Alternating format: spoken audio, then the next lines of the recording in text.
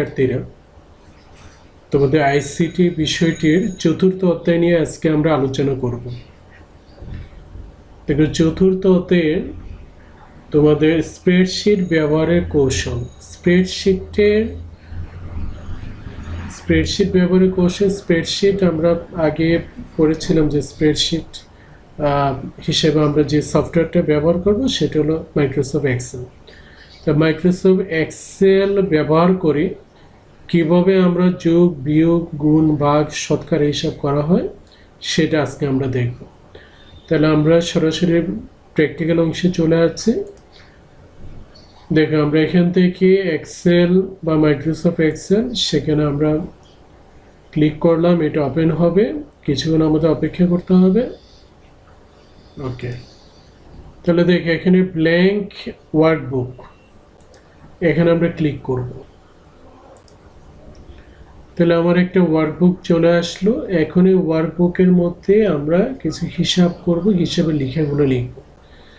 আমরা চাচ্ছি এখানে লিখব যে মাসিক বাজার খরচ। তোমাদের 61 নম্বর পেজে যেটা আছে সেটা আমি সরাসরি দেখাচ্ছি। যে আমি বাংলাটা চালু করে নিচ্ছি। সুতরাং আমি যেটা নিলাম এখানে এটাকে আমি একটু বড় করে দিচ্ছি, 16 করে দিলাম। তাহলে এখানে আমরা লিখতে চাচ্ছি যে বাংলা লেখার জন্য আমরা এখানে বিজয় ক্লাসিক দিলাম, এদিকে সুতনি এমজে, এখানে বিজয় ক্লাসিক। এখানে দেখো আমরা লিখতে চাচ্ছি মাসিক বাজার খরচ।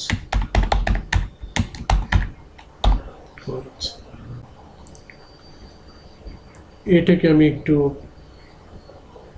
করে দিচ্ছি, মার্চ করে দিই, মার্চ 21, এটাকে মাঝামাঝি নিয়ে আসতেছি। তাহলে দেখো এটা আমরা লিখলাম। এখন আমরা লিখতে চাচ্ছি দ্রব্যের নাম,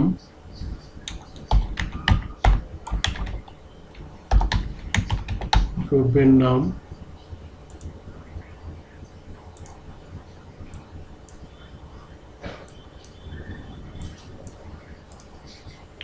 এখানে লিখতে চাচ্ছি আমরা দাম টাকা।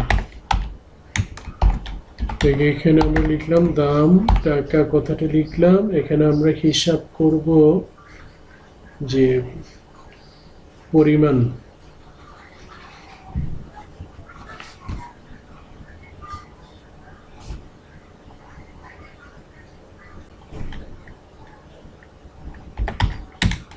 পরিমাণটা কত আমরা সেটা লিখতে চাচ্ছি। পরিমাণ ব্র্যাকেট আমরা লিখলাম কেজি, আমরা কেজিতে হিসাব করব।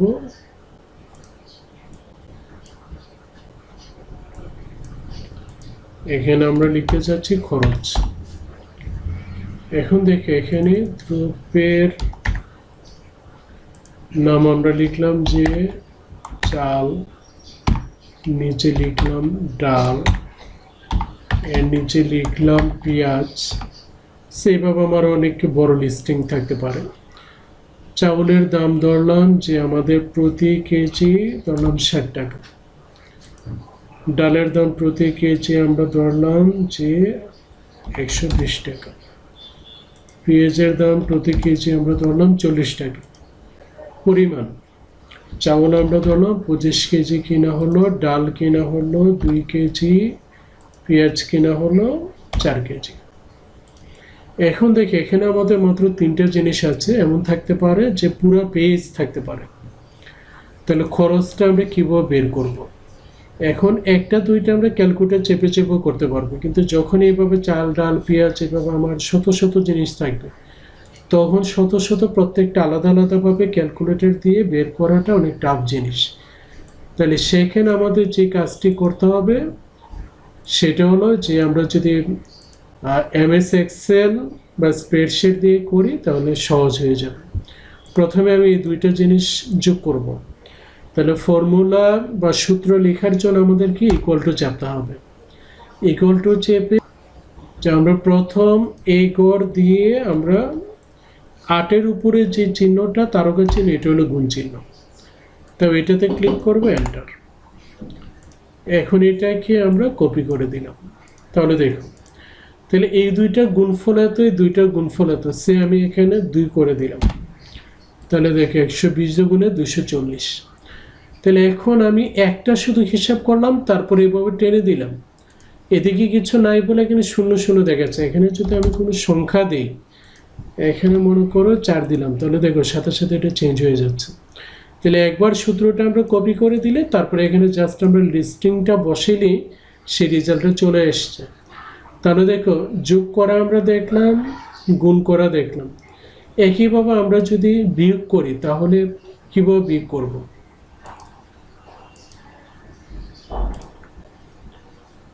সে এখানে আমরা একটা গড় রাখবো, এখানে বিয়োগফলটা রাখবো, ঠিক আছে? এখান থেকে এই সংখ্যা থেকে এখানে আমরা কিছু বিয়োগ করব।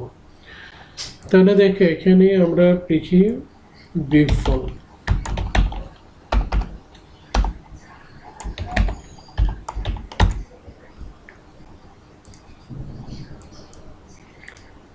সে 1500, এখানে আমরা লিখলাম 1200, এখানে আমরা লিখলাম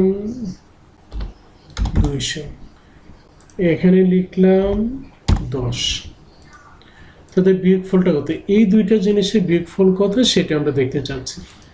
তাহলে আমরা বলছি যে সূত্র ব্যবহার করতে গেলে আমাদেরকে ইকুয়াল টু চাপতে হবে। প্রথম গড়ে আমরা ক্লিক করব, মাইনাস দ্বিতীয় গড়, বিগ চিহ্ন দিয়ে দ্বিতীয় গড়, এন্টার। তাহলে দেখো চলে এসছে রেজাল্ট। এখন এটাকে আমি কপি করে দিচ্ছি। এদিকে কিছু নাই, এর জন্য এখানে 0 0 দেখাচ্ছে। তাহলে দেখো যে দুইটি সংখ্যা আমরা কিভাবে বিয়োগ করি সেটা আমরা দেখলাম। যদি এখানে ইকুয়াল টু চিহ্ন না দিই তাহলে আমাদের ফর্মুলা নেবে না, সূত্র নেবে না। তো আমাদেরকে অবশ্যই মনে রাখতে হবে আমরা যে কোনো সূত্র ব্যবহার করব অবশ্যই সেখানে কি ব্যবহার করতে হবে, যে সূত্র ইকুয়াল টু ব্যবহার করতে হবে। ইকুয়াল টু ব্যবহার না করলে কিন্তু আসবে না। যে আমাদের প্রথম ইকুয়াল টু দিব, তারপর প্রথম কলামটাতে ক্লিক করব, মাইনাস দ্বিতীয় সেলে ক্লিক করে এন্টার। তারপর আমরা জাস্ট এটা কি করে দিয়েছি এবং কপি করে দিয়েছি। তাহলে কি হয়ে গেছে? এই সূত্রটা কপি হয়েছে। তাহলে দেখো আমরা যোগ করে দেখেছি, বিয়োগ করে দেখেছি। যদি আমরা যোগফল এখানে আবার দেখাই, যে যোগফল আমরা চাচ্ছি এই দুইটা যোগ করে এখানে বসাবে। তাহলে আমাদের ইকুয়াল টু দিতে হবে, এইটা ক্লিক করব, প্লাস চিহ্ন, এটা ক্লিক করব, এন্টার। এখন দেখে এটাকে আমরা টেনে দিলাম, তাহলে এই দুইটার যোগফল এখানে চলে আসছে, এই দুইটার যোগফল এখানে চলে আসছে, এই দুইটার যোগফল এখানে চলে আসছে। যেহেতু আমরা সূত্রটা কপি করছি, এখানে যদি কোনো চেঞ্জ করি, যেমন 160 10 170, এটা যদি আমরা 20 দিই দেখো অটোমেটিক্যালি এটা 180 হয়ে গেছে। তাহলে এখানে আমরা যে কোনো জিনিস চেঞ্জ করব, যেহেতু আমাদের ফর্মুলা কপি হয়েছে, যে স্বয়ংক্রিয়ভাবে সেটা পরিবর্তন হয়ে যাবে। তাহলে দেখো যোগ বিয়োগ গুণফল, এখানে আমরা গুণ করছিলাম, তারপর আমি এখানে গুণফল লিখে দেখাচ্ছি। দেখো আমরা চাচ্ছি এই দুইটা গুণ করব। তাহলে এখানে ইকুয়াল টু দিয়ে কোন দুইটা গুণ করতে চাচ্ছি? এই দুইটা। তাহলে এখানে ক্লিক করব, গুণ চিহ্ন, এখানে ক্লিক করব, এন্টার। এখন এটাকে আমরা টেনে নিয়ে আসবো। তাহলে দেখো যে সূত্রটা কপি হলো। তাহলে কিভাবে গুণফল করা হয়? একই জিনিস, যোগ বিয়োগ গুণভাগ একই জিনিস। প্রথমে আমরা ইকুয়াল টু চাপছি, তারপর সেখানে প্রথম যে সেলের সাথে যে সেলটা আমরা গুণ করব বা যোগ করব বা বিয়োগ করব, প্রথম সেলটাতে ক্লিক করছি, তারপর আমরা যোগ বিয়োগ গুণ ইত্যাদি যেগুলো একটা দিয়েছি, তারপরের সেলটা দিলাম, এন্টার চাপলে চলে আসছে। তারপর এটাকে আমরা এভাবে কপি করে দিই, শেষ। এখন আমরা এখানে ভাগফলটা দেখি।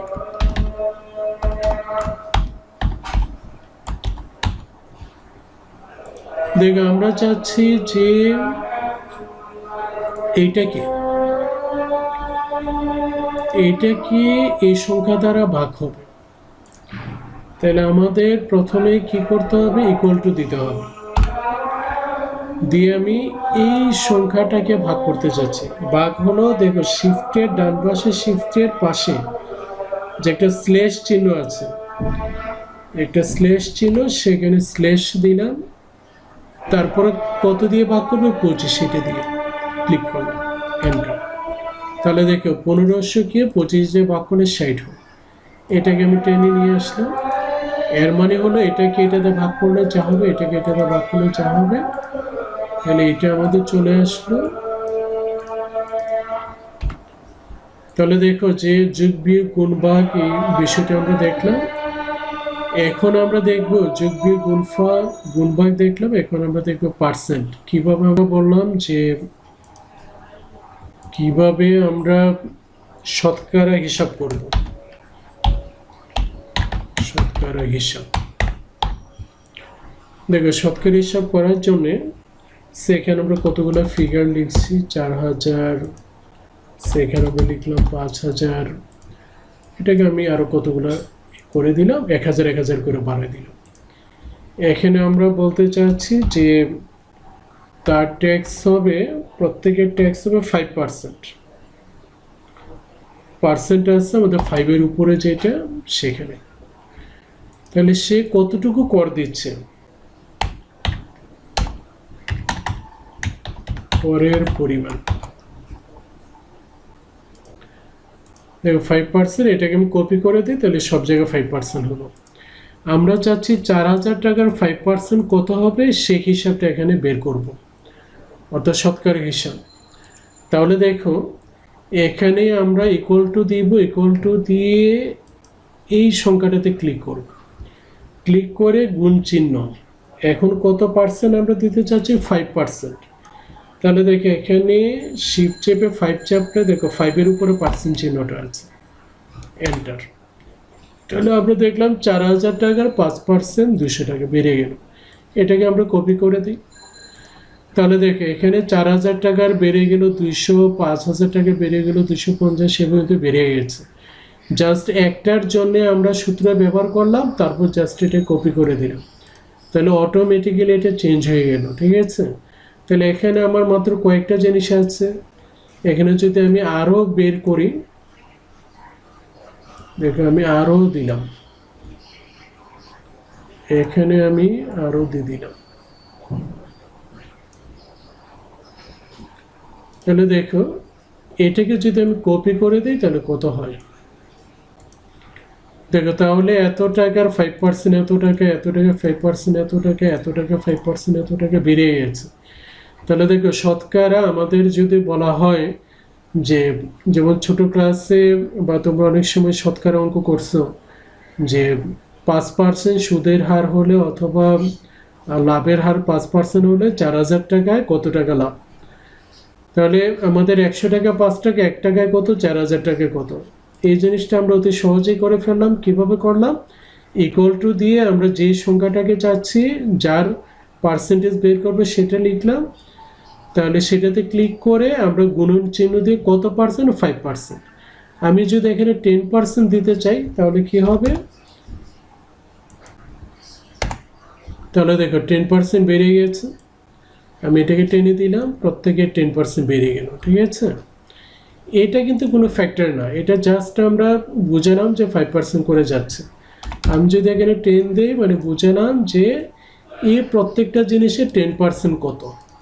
তাহলে 4000 টাকা 10% 400, 5000 টাকা 10% 500, এভাবে আমরা শতকরা বের করতে পারি। তাহলে দেখো যে আমরা কিভাবে যোগ বিয়োগ গুণ ভাগ করি এবং শতকরা বের করি সেটা আমরা দেখলাম।